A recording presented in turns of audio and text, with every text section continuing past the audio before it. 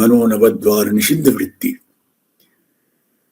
सारी 9 दरवाजों पर, और मन का निरोध समाधि जिसको रखा है हमने, ये उसमें निरोध समाधि है कि चित्त भी बिल्कुल निरुद्ध है, इंद्रियां भी निरुद्ध है, सभी निरुद्ध।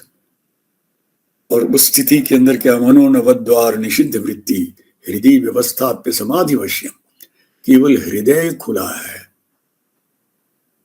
बुद्धि का उन्मेष प्रज्ञा है, प्रतिभा का उन्मेष हृदय है। हृदय क्या है?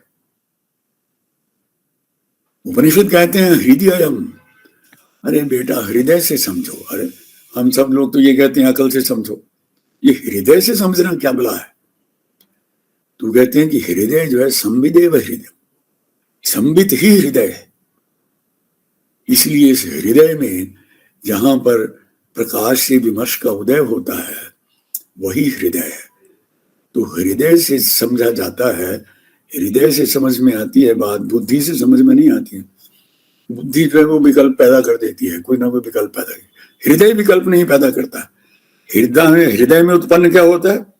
श्रद्धा ही जननी भी योगिनम पाती। श्रद्धा मां की तरह योगी की रक्षा करती है हृदय से उदय होते। और वो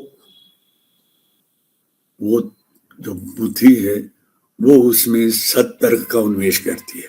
उसको भी शैवों ने स्वीकार किया कि सत्तर्क जो है उसका हुआ है। तो इस तरह से अगर आप विचार करके देखें तो ये समाधि से सौंदर्य की ओर आना, ये अन्यथा दूसरी दृष्टि में ये आम आदमी को समझौता करना बड़ा कठिन हो जाता है।